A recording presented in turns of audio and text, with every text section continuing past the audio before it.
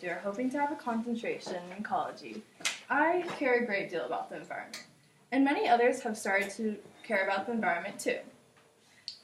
But how did this movement start, and how people change their lifestyles to accommodate to the environment? So today I'm going to talk to you guys about the history of going green. I'll discuss who's being involved in this, what people are doing, and how this started. So I want you guys to picture it's 1960. You're walking around sunny San Luis Obispo, and someone approaches you to say, "Save the Earth." Your initial thoughts when someone approached you to say this might have been, "Why does the Earth need to be saved? There's nothing wrong with it."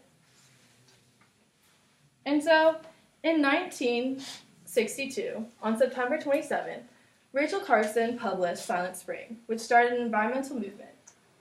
In Silent Spring, Rachel Carson describes how this once beautiful and vibing with life scenery slowly changes as species start to die.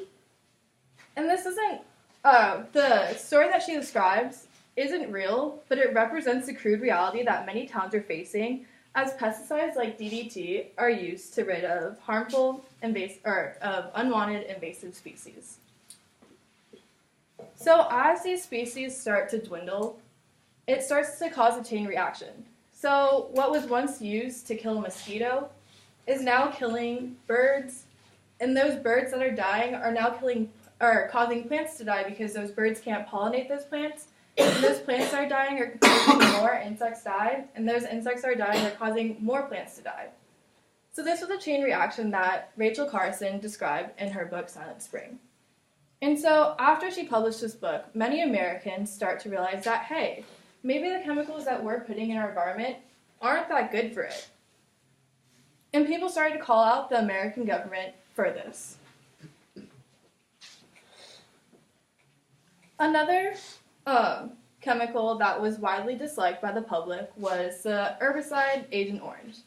This was used in the Vietnam War by the U.S. to eliminate forests, cover, and destroy crops that were used by the Vietnamese people.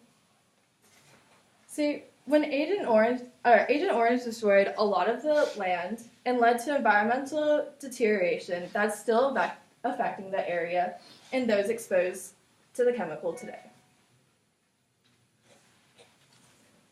So the effect of DDT and Agent Orange inspired many environmental activists to advocate for using organic products. They told people that poison from pollutants and chemicals present in everyday products weren't that great for you. So the idea of going green became a trend that was popularized by many. And a lot of people, including myself, have began to realize that maybe our environment shouldn't be taken for granted as much as it is. So many millennials and open-minded adults have began to bring attention to the impacts on that these chemicals have on our world.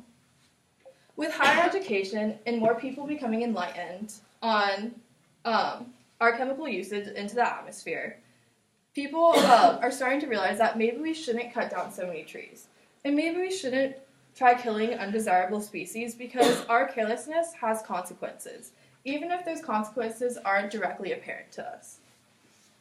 So many famous actors and scientists have begun to bring attention to these consequences. Bill Nye, a well-known scientist, has advocated climate change in Climate 101, published by Climate Reality. In this, he describes how when humans produce more CO2 in the atmosphere, it causes an insulation of the Earth. And with this insulation causes climate extremes in our environment. So he describes how small actions that we do every day actually create big reactions in the long run. Another well-known person, Leonardo DiCaprio, brings attention to climate change in his 2016 award-winning Oscar speech. He says that climate change is real and it's happening right now. It's the most urgent threat facing our entire species, and we need to work collectively to stop procrastinating and fight this. So whether you agree with Leonardo DiCaprio or not, it's important to realize that he has an audience of millions of people at this moment. And when he brings up something like climate change, people start to realize, hey, maybe this is something I should pay attention to. So many large environmental movements have happened since the 60s and the 70s. Many noticed that climate change, chemical usage, health and personal well-being, and destruction of natural habitats are not independent variables. They believe, so from the 60s to today, people have begun to buy products that they believe don't harm the environment. In 2014, the National Research Center posted a statistic showing that half or more than half of people in the U.S.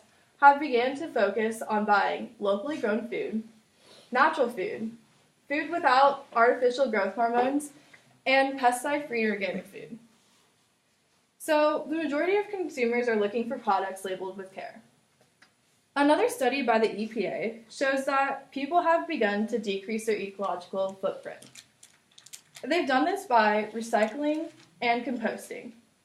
So in 1960, 6.4% of people recycled or composted.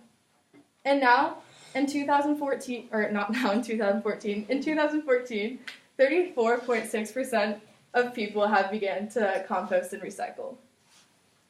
So, an ecological footprint is defined by Google as the impact of a person or a community has on the environment. It's expressed by the amount of land required to sustain their natural resources. And so people have begun to decrease their ecological footprint by doing these things, like buying locally or composting and recycling.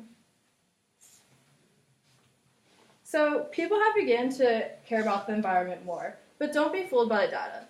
There are many ways where people are improving their lifestyle to accommodate the environment, but there's still ways where chemicals and other products used every day by humans are still harming our Earth. For example, although we have started to recycle more since 1960, we have also started to produce more plastic. A study by Plastic Europe, posted in Statistica, found that in 1976, there was 15 metric tons of plastic produced worldwide. In 2010, that number grew from 50 metric tons to 270 metric tons. And in 2015, that number grew even more to 322 metric tons. So it's kind of defeating the purpose of recycling if we're just going to produce more plastic. So the idea of environmental consciousness is more represented now than it has been in the past. It's been popularized by unfortunate events, famous actors, and societal trends. The term Save the Earth is more understood now than it has been in 1960, but it's still not fully acted on. This movement however, is still evolving today.